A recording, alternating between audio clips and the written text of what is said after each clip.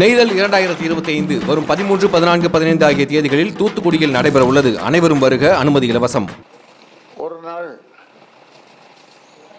ஒரு மனசு சங்கடமாக இருந்தது. எங்கே யாரையும் பார்க்காத எங்கேயாவது ஒரு இடத்துல போய் 8 நாள் இருக்கலாம் என்று கல்டான் அந்த மகாபலிபுரம் அந்த ரோட்டில் இருக்கிற கல்டான் ஒரு ஹோட்டல், ஒரு ஜெகத்ரட்சனுடைய ஹோட்டல், அதில் போய் தங்கியிருந்தேன். இதை எப்படியோ தெரிந்து கொண்ட சௌமியா அங்கே வந்தது. மாமா என்றது, ஏமா என்று. இன்றைக்கு புதன்கிழமை, அடுத்த புதன்கிழமை நாள் நல்லா இருக்கிறது. மண்டபம் பார்த்து விட்டேன். தலைவரை மாற்றி விடலாம். அவர் ஓய்வறியாக உழைப்பாளி, தியாகச் சம்பல் இயக்கமணியை மாற்றி விடலாம் என்றது. நான் ஏதும் சொல்லாமல் அவரை வரவழைக்கிறேன், அவரிடம் கேட்கிறேன், சொல்லுகிறேன் என்றேன். அவரும் வந்தார். அவரிடம் சொன்னேன். அவர் சொன்னார், நான் தயார், ஆனால் என்னுடைய மைத்துனர், என்னுடைய தம்பி, அவர் இருவரும் அவர்கள் ஜோசியத்தில் நம்பிக்கை உண்டு அவர்களுக்கு. எனக்கு அந்த நம்பிக்கை இல்லை. அவர்கள் இருவரும் எதை செய்தாலும் 1.5 மாதம் பொறுத்து, 45 நாள் பொறுத்து செய்யுங்கள் என்று சொன்னார்கள்.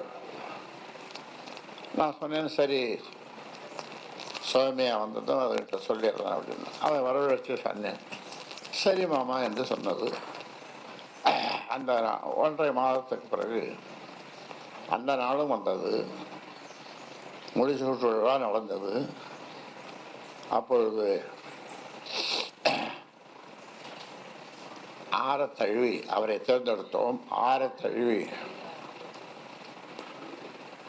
ஆனந்த கண்ணீர் வடித்தோம்.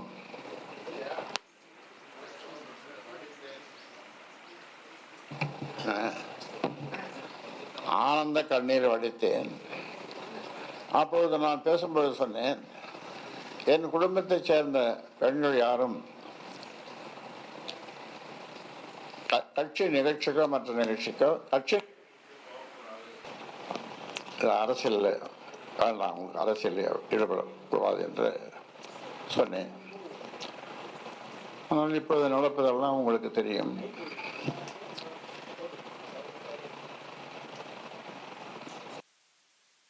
கோயிலாக இதுவரைக்கும் 1000 கோயில்கள் போயிருப்பேன். அது அவருடைய உரிமை. அதில் நான் அதை பற்றி எதுவும் சொல்லவில்லை. ஆனால் என்ன வேண்டுதல் என்று எனக்கு தெரியவில்லை. என்னுடைய ஜோசியத்தை ஆத்தூரில் இருக்கிற ஒரு ஜோசியரிடம் திடீரென்று 2 பெண்கள் போய் பார்த்தார்கள். அந்த ஜோசியர் சொன்னான், அந்த ஜோசியரை பார்ப்பதற்கு ஏற்பாடு செய்த இப்பொழுது மாவட்ட செயலராக போட்டிருக்கேன். அவன் சொன்னான், இந்த மாதிரி ஜோசியம் 7 தலைமுறையில் இருக்க நான் பார்த்ததில்லை. 7 தலைமுறை இவர், அப்படிப்பட்ட ஜோசியம் அவர். இவர் குடும்பத்தை சேர்ந்த எல்லோரும், பேரன் பேத்தி, யாருக்கும் எந்த தோஷமும் எப்பொழுதும் வராது என்று சொன்னார். அதாவது எங்கள் அப்பா இருக்கும்போது அவரு ஜோசியத்தில் நம்பிக்கை உண்டு. எல்லா ஜோசியமும். எனக்கு அந்த ஜோசியத்தில் நம்பிக்கை கிடையாது. எதுக்கு இது சொல்கிறேன்னா, அப்பொழுது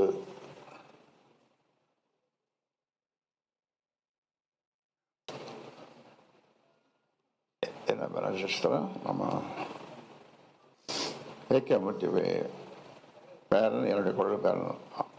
எனக்கு அந்த பையனை குழந்தைக்கும் ஒரே ஜோசியம், ஒரே ஜாதகமாக, என்னமோ சொல்கிறாங்க, நட்சத்திரமாக. அது நெய்தல் 2025 வரும் 13, 14, 15 ஆகிய தேதிகளில் தூத்துக்குடியில் நடைபெற உள்ளது. அனைவரும் வருக, அனுமதி இலவசம்.